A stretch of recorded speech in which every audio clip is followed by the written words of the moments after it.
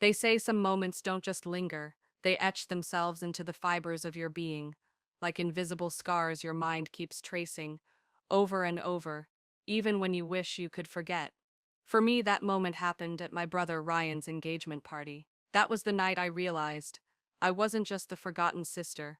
I had become the scar no one in the room wanted to see, a blemish on their carefully polished picture-perfect evening. I remember the icy blast of the air conditioner hitting the back of my neck, even though the venue was packed to suffocation. The buzz of laughter filled the air, the clinking of crystal glasses, the soft hum of Sinatra covers playing in the background. Cameras flashed constantly, capturing every smiling face, every staged memory. But for me, it all felt surreal, distant, like I was submerged under layers of thick glass, watching everything unfold from the outside. I kept smoothing the same crease on my plain navy blue dress, the one with sleeves down to my wrists, the one I had picked carefully, not too bold, not too bright, just safe. Safe meant invisible. Lily, my daughter, clung to my hand like it was her anchor, bouncing on her tiptoes, eyes wide with wonder at the elaborate cake tower, the fairy lights strung across the ceiling, the massive golden heart archway that framed the stage. I forced a smile for her, but inside my stomach twisted into knots. Ryan, my little brother, stood center stage, glowing in his crisp ivory suit, the golden boy of the Carter family, and beside him, Madison Blake, his fiancée, looked like she had stepped straight off the cover of a bridal magazine, impeccably poised, flawless. But those eyes of hers, they weren't soft. They scanned the crowd, the way a queen might assess the peasants at her court. And when they finally landed on me, something in her expression hardened, curled with disdain, as though she'd just noticed a smudge on her perfect stage. That was when it happened. Madison leaned in, whispered something into my mother's ear. I couldn't hear the words, but I didn't have to. The subtle shift in my mother's face told me everything. She didn't even blink. She just nodded that signature nod of hers, the one she used when she'd made a decision about me long before I ever had a say. And then, heels clicking against the polished floor, she made her way through the crowd toward me. She didn't smile. She never did. Not when it came to me. She stopped just a breath away, leaned in close enough that I caught the faint scent of her rose perfume, the one she only wore at important events. "Emily," she said, voice low, almost gentle, which somehow made the words land even sharper. "Stay away from the stage tonight, would you? Madison feels it might unsettle things to have bad luck too close during the ceremony." Bad luck? The words sliced through me like a shard of ice to the chest. For a split second, I thought maybe I misheard her. That surely, this was some cruel joke. But no, her eyes were steady, her lips pressed into that familiar tight line. She meant every word. I blinked hard. "What?" "She's right," my mother added, her tone firm now. "You've always had unfortunate timing. Let's not invite any mishaps today." The world around me blurred, sounds muffled like someone had turned down the volume on the party.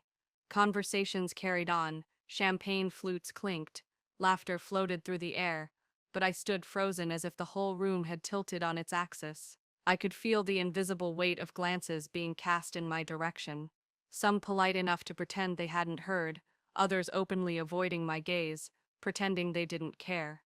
I felt myself shrinking into the wallpaper, into nothingness.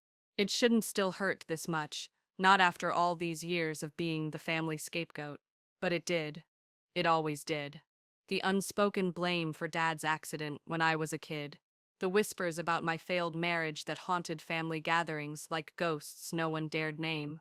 The miscarriages no one comforted me for, each one treated like an awkward stain they couldn't wait to scrub away. I glanced at Ryan. For just a heartbeat, his eyes met mine, but only briefly, before darting away, as though the guilt was too much for him to hold. That flicker, that tiny crack in his polished facade, hurt more than any cruel word could. I couldn't speak. My throat was dry, my tongue glued to the roof of my mouth.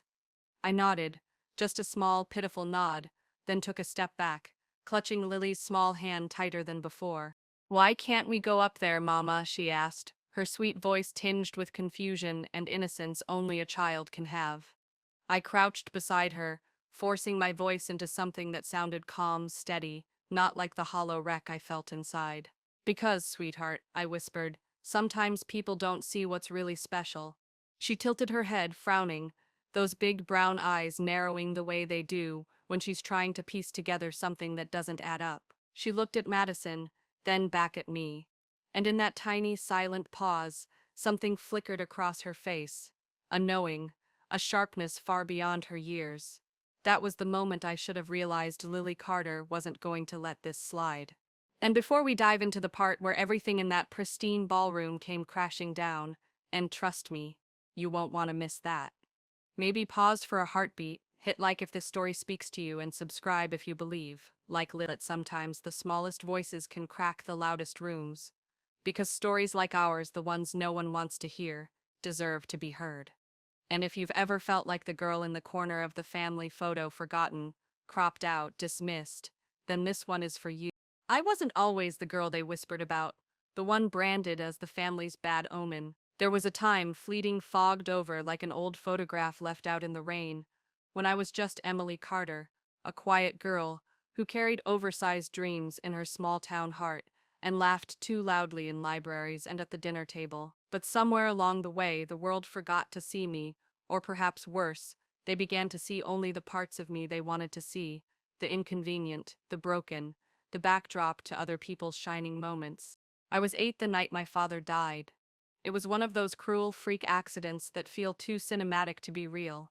A head-on collision with an 18-wheeler on a rain-slick highway, on his way home from another long shift at the plant. The way the police officer had stumbled over his words when he came to the door, the way my mother had let out a sound I can still hear if the night gets too quiet, it all embedded itself under my skin like glass splinters. No one can see but me. I remember standing barefoot on the cold tile floor, the neighbors gathering on our porch like spectators at a tragedy they weren't quite brave enough to interrupt. I remember gripping Ryan's tiny hand. He was only 4 back then, wide-eyed and confused, while the world we knew shattered all around us, sharp and sudden, and no one seemed willing to pick up the pieces. It was that same night, when the casseroles started arriving and the whispers followed close behind, that I heard it for the first time, that word that would stick to me like gum on the sole of a shoe. "She's always been too doted on. Spoiled," one of my aunts muttered, just loud enough for me to hear as she adjusted the flowers on our kitchen table like they mattered more than the empty chair at the head of it now. Maybe this is fate. My mother, of course, didn't correct her. She never did. She let the silence settle, thick and suffocating, and after that, something inside her shifted permanently. I saw it in the way her eyes cooled when they landed on me, the warmth draining out of her voice, until all that remained was a mechanical politeness she reserved for strangers at the grocery store. But with Ryan, it was different. With him, she still smiled, the kind of real, crinkly-eyed smile she used to give Dad. He was the golden boy, the shining remnant of a life that had crumbled into ashes, and she clung to him like he was the only hope worth salvaging from the wreckage. And truthfully, I couldn't blame him for it. Ryan was a sweet kid back then, the kind who shared his last cookie with me and sneaked into my room when the thunder got too loud. But as we grew, the tides shifted. He became the center of every family portrait, the protector, the pride, and me, I became the shadow they cropped out. I married young, desperate, if I'm honest, to escape the suffocating walls of that house, to create a space where maybe, just maybe, I could be more than the sum of my scars. For a while, he was kind, my ex-husband. We built a fragile little world together, but after the second miscarriage, he unraveled in ways I wasn't prepared for. After the third, he didn't even say it to my face. Just a text message that arrived one gray Tuesday morning, sterile and detached as a weather alert. "I can't do this anymore. I'm sorry." I stared at those words until the screen went black, as if that could erase them. When Lily came along, she was the miracle the doctors had told me was impossible. She was stubborn from the start, squalling and pink, and perfect, a messy little bundle of proof that maybe I wasn't entirely broken. For a while, I let myself believe that, but then, of course, there was my mother's reaction, cold, clinical, as if Lily was another disappointment waiting to happen. She held her for barely 5 seconds, before handing her back like she was something fragile she didn't want to be responsible for. "Let's hope she doesn't inherit your luck," she muttered. I laughed it off like I always did, but inside it was another wound layered on top of all the others. And now, here we were, years later, all paths crossing once again under the glittering chandeliers of this country club. My mother adored Ryan's engagement party. I had promised myself I would be invisible, stay small, smile politely, and keep my head down. No drama, just support. But the moment Lily and I walked into that cavernous ballroom, I felt it, the air thick with invisible distance. The way people greeted me with that syrupy sweetness they used when they weren't sure if they should pity me or avoid me altogether. Their smiles too tight, their voices too high. Like pity was a fragrance they had to spray on before daring to say hello. The only person who met me with genuine warmth was Uncle Henry, my mother's older brother, the only one who never treated me like I was a ghost, haunting my own family events. He pulled me into a side hug, his hand resting gently on my back. "Emily, you look radiant tonight," he said softly, and for a flicker of a second, I let myself believe it might actually be true. Still, I found myself drawn to the edges of the crowd, staying small, letting the music and laughter wash over me like I didn't belong to any of it. Lily, of course, was oblivious to all of it, tugging insistently on my hand, her eyes sparkling with curiosity at every glittering centerpiece, every swirling dress. "Can I go near the cake, Mama? Just a look, I promise," she asked, her face lighting up in a way that always undid me. I nodded, following a few steps behind as she danced her way through the crowd, her little blue dress swishing like a burst of joy in a room full of carefully polished masks. Lily was light, pure, untarnished light, the only part of me that the years hadn't managed to cloud with bitterness. She was my only proof that joy could still exist in a world that seemed determined to choke it out of me. And maybe, deep down, I had always known it was too fragile to last. Maybe I should have known that the sweetness of that evening, her innocent wonder at the balloons and the frosting roses on the cake, was only the calm before the inevitable storm. Because less than an hour later, I would find myself standing motionless, rigid as a statue in the corner of that ballroom, while my mother and Madison made it painfully, deliberately clear that I wasn't welcome. Not on that stage, not even in the background, not even as Ryan's sister. It wasn't a loud crack, the kind you hear when glass shatters dramatically across marble floors. No, it was quieter than that, smaller, a hairline fracture deep inside me, invisible to anyone but myself. The kind of break that doesn't scream. It just aches, dull and persistent. What I didn't realize then, what I was too exhausted to see, was that the shift didn't only happen inside me that night. There was something stirring in Lily too.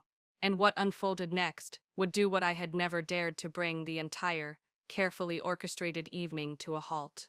The stage looked like something out of a bridal magazine, bathed in the soft, hazy glow of string lights in gold and white, so delicate, so curated, that even the rose petals scattered along the aisle seemed perfectly placed, as if they'd rehearsed their fall. I hovered near the back of the room, forcing my lips into a smile as if I were admiring the decor, though in truth I wasn't seeing any of it.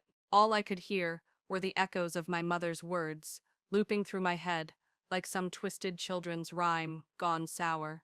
"Madison doesn't want bad luck near her today." The phrase circled me, wrapped itself around my chest until I struggled to breathe properly. I shifted my weight from one aching foot to the other, arms folded tightly across my stomach like a shield I knew wouldn't protect me. My palms were slick with sweat. My heart thumped out an erratic, stubborn beat, refusing to calm since those words had been spat at me like a curse. Lily sat beside me, swinging her legs, humming softly to herself, her innocence mercifully intact, unaware of the weight that had just been dropped on me like an anchor. Part of me, an embarrassingly large part, wanted to grab her hand and just leave, slip quietly out the side door and disappear into the night. But something anchored me there. Maybe it was pride, maybe habit, maybe the cruel part of me that still wanted to see my brother smile, even if he refused to see me. The MC's voice cut through the murmur of the crowd, polished and practiced. "Ladies and gentlemen, we are just moments away from the ring ceremony. Family, please gather toward the stage." Guests began drifting forward in practiced clusters, forming neat semicircles, eager to catch the perfect photo. I stepped forward instinctively, as if my body had forgotten the rules now governing my existence. But then, I caught the flicker of Madison's eyes, locking onto me with surgical precision, followed by that slow, condescending smirk she wore like it was her signature move. She leaned in toward Ryan, whispering something I couldn't hear, but I didn't need to. His clenched jaw told me enough. He didn't look at me. He wouldn't. Her smirk wasn't about the stage anymore. It was a silent declaration of victory, like she had conquered something, like she had banished me to the shadows where I belonged. And I stopped. Right there. I froze in the middle of the crowd like I was a child again, hiding behind the living room couch while adults argued about things I couldn't understand but knew, somehow, were my fault. "Why aren't we going, Mama?" Lily tugged at my sleeve, her brow furrowed in confusion as she took in the sea of family members surging forward. I crouched beside her, struggling to steady my voice. "We'll watch from here, sweetheart," I murmured, praying she wouldn't ask more questions. But she did, of course. "But the cousins are going." My throat tightened. "Sometimes," I said, swallowing the lump of humiliation, "we don't get to go where others do. And that's okay." Except it wasn't okay. Not even remotely. Around us, the air buzzed with excitement, phones lifted, flashes popped, everyone jostling for the perfect view. My mother stood proudly by Madison's side, chin lifted, as if nothing about this moment felt wrong. Uncle Henry, always the outlier in our family, lingered awkwardly near the front row, casting me a glance, laced with what looked like guilt or pity. I couldn't tell which, but he said nothing. Maybe he didn't know what to say, or maybe silence was just easier. For everyone. I refused to cry. I wouldn't give them the satisfaction. But inside I was unraveling. Why was it always me? Why did no one ever speak for me? Why did Ryan, my own brother, the boy I stayed up with during his heartbreaks, who I fed chicken noodle soup when he caught the flu, look away like I was something to be ashamed of? My nails dug into my palms so hard I left half moons in my skin. I told myself to breathe, to endure, to let it pass like I always had. But Lily, she wasn't done. She climbed up on the chair, hands on her hips, staring intently at the stage like she was sizing them up, and then she whispered, almost to herself, "Mama, that lady is mean." I blinked, startled, trying to hush her gently. "Lily, please, don't say that." But her face was scrunched in that determined way she got when she knew something wasn't right. "She said you bring bad luck, but she's wrong. You don't." And before I could even react, she slipped off the chair and started walking toward the front, her little dress swishing defiantly behind her. I reached out, but it was too late. "Lily, wait," I hissed under my breath, but she was already halfway there, weaving through the chairs, tiny and bold. My heart thudded against my rib. I had no idea what she intended to do, but in that frozen moment, I felt something unfamiliar pulse through me, a tangled knot of fear, and somehow, something dangerously close to hope. I stood rooted, helpless, watching the hem of her dress vanish between the rows of chairs. The air thickened until it felt too heavy to breathe. I snapped out of my stupor and pushed through the crowd, whispering hurried apologies, trying to stay invisible even as every head started to turn, whispers blossoming like wildfire. Lily reached the front, small and unafraid, standing amidst a sea of towering adults. Ryan, Madison, my mother, all of them stared down at her like she was an intruder. I wanted to run, to scoop her up, to disappear before she did something that would only humiliate us both. But I was too late. And Lily?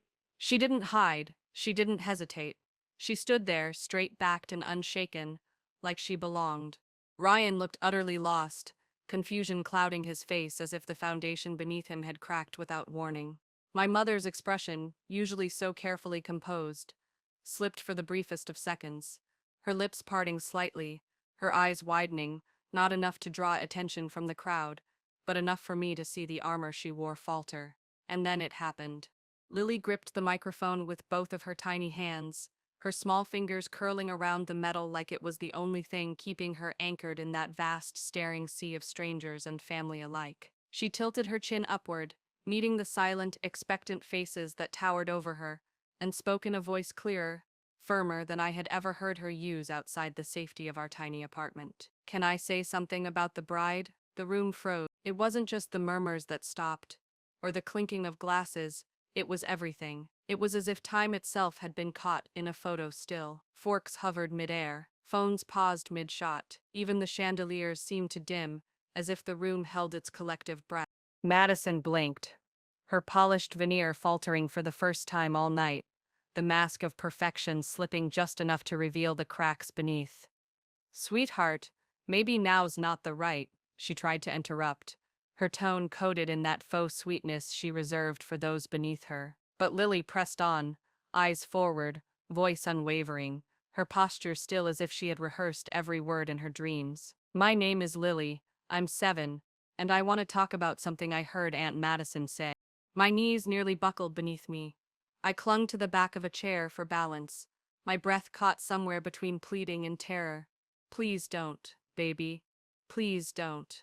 But Lily didn't tremble. She wasn't nervous. She looked composed, dead serious, like she understood more about the room and its cruel dynamics than any adult present.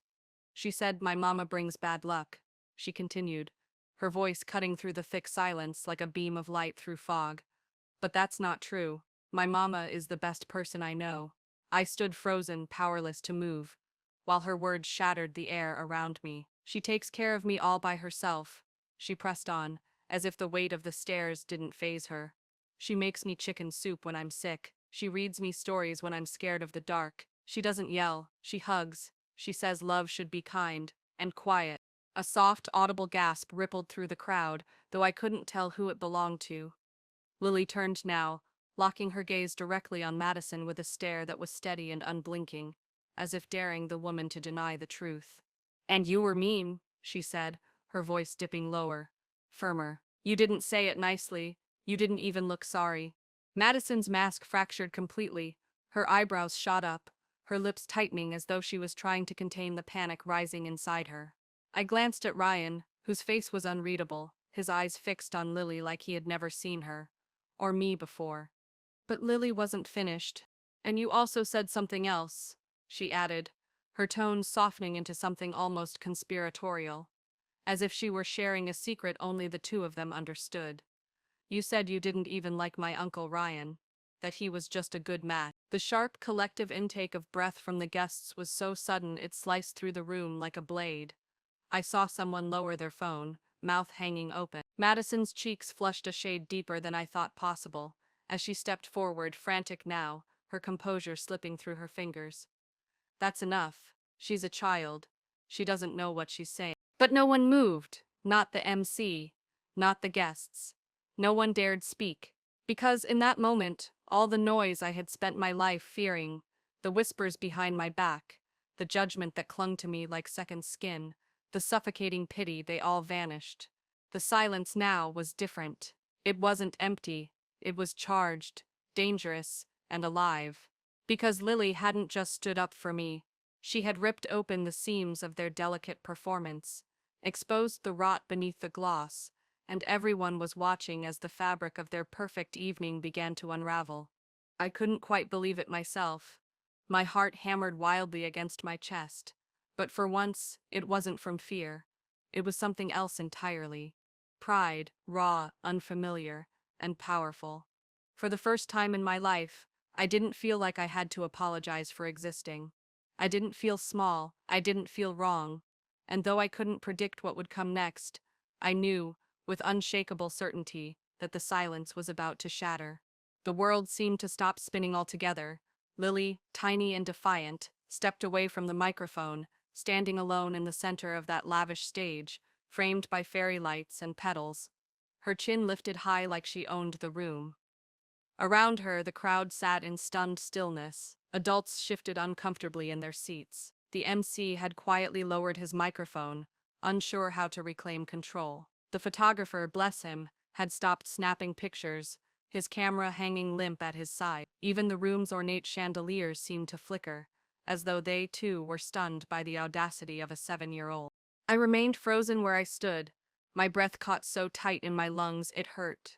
All I could do was watch, helpless and awestruck.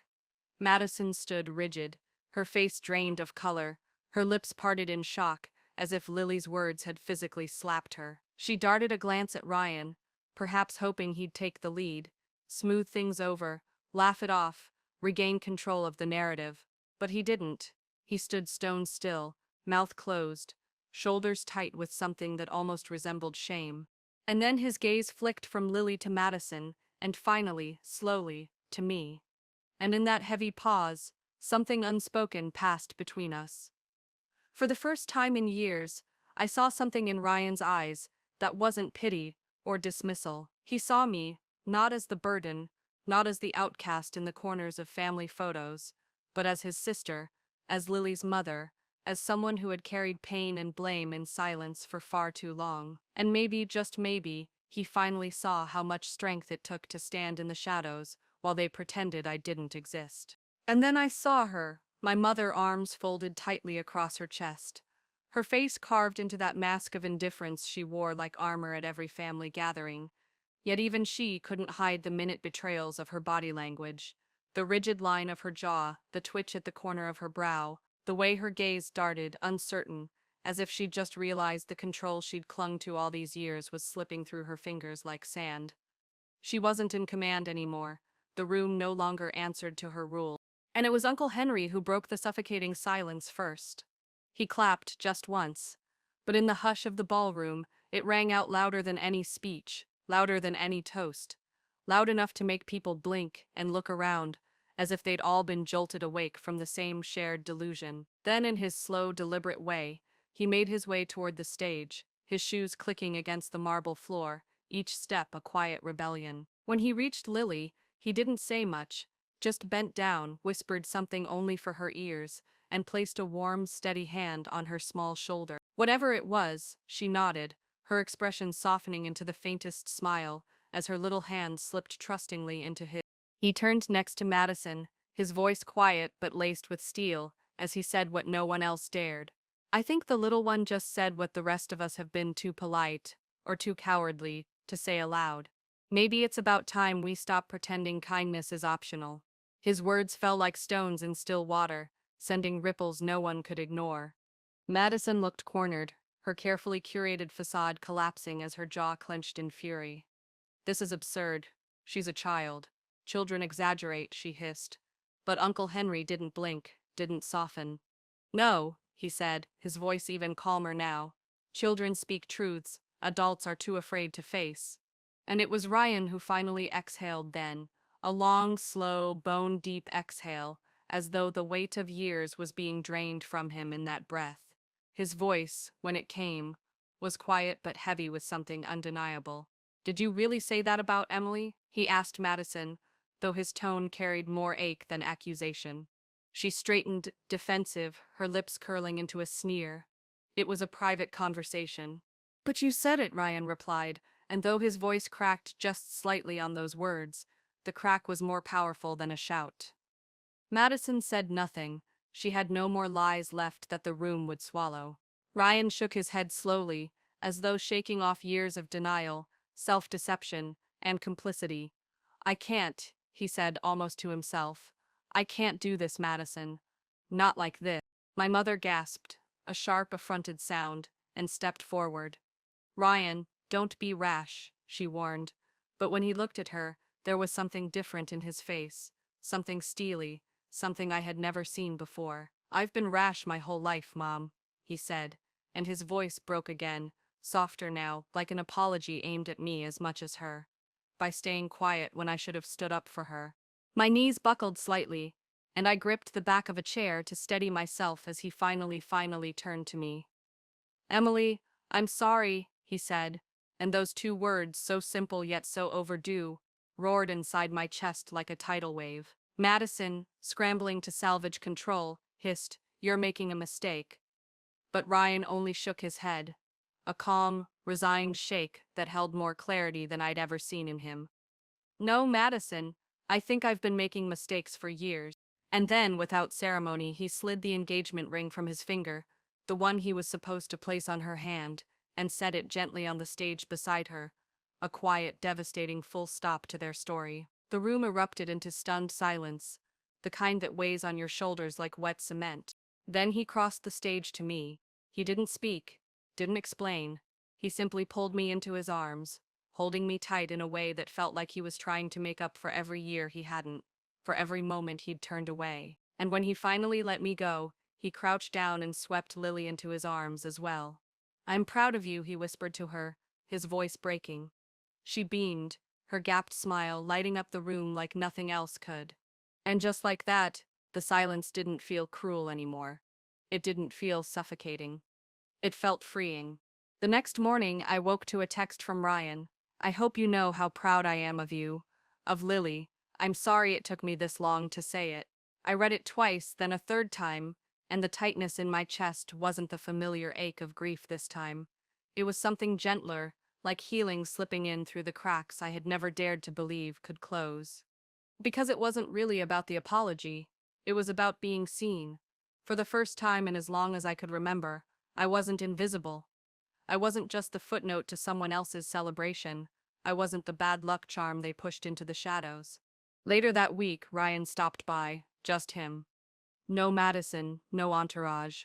He brought pastries from that bakery I loved but rarely allowed myself to visit, something small, something thoughtful. We sat in my tiny living room, Lily sprawled on the floor with her dolls, while he admitted, "I should have stood up for you a long time ago." I didn't realize how deep it ran until Lily said it out loud. I gave him a sad smile. "She's braver at 7 than I ever was at 27. He shook his head, his expression tender. "No, she has your courage. She just never learned how to hide it yet." And those words, they cut deeper than any insult ever had, but in the best way, because they unearthed something inside me I hadn't dared to look at for years. Maybe I wasn't cursed. Maybe I was just different, and different scared people. A few days later, Uncle Henry brought me a potted jasmine, the blooms still tight, just beginning to open. "Something that grows quiet but strong," he said, smiling gently. "Just like you." Even my mother, though she never apologized, not directly, made a gesture that felt monumental in our family's language of withholding. She called. She asked if I was okay, if Lily needed anything. It wasn't much, but in our fractured family, even that was progress. Lily, of course, didn't understand the depth of what she'd done. She simply wanted to tell the truth, to stand up for her mom, to point at something wrong and name it. That night, as she brushed her teeth, she asked me, "Mama, are you proud of me?" I knelt beside her, looked into those wide brown eyes that had become my anchor, and whispered, "More than you'll ever know." She grinned. "So, I'm good luck?" I laughed, really laughed. For the first time in months, that deep, shaking kind of laugh that rises from your chest and makes your eyes crinkle. "You," I said, pulling her into my arms, "are the luckiest thing that's ever happened to me." And it's true, because what I've learned is this: the people who carry the most pain often carry the deepest love. We move through life trying to stay small, trying not to take up space, apologizing for existing. But we are not too much. We are exactly enough for the people who dare to see us fully. Lily taught me that defending yourself isn't disrespectful, that speaking up for what's right isn't rude, that love, the real kind, shows up even if it takes longer than you hoped. I'm not unlucky. I'm unbreakable. And if that makes people uncomfortable, if it makes them whisper or stare or look away, then let them. Because I will never again shrink myself to fit into someone else's version of acceptable. Thanks to one fiercely brave little girl, I will never again believe love has to come wrapped in silence. I was never the one bringing bad luck. I was the one breaking the cycle. And that's the luckiest thing of all.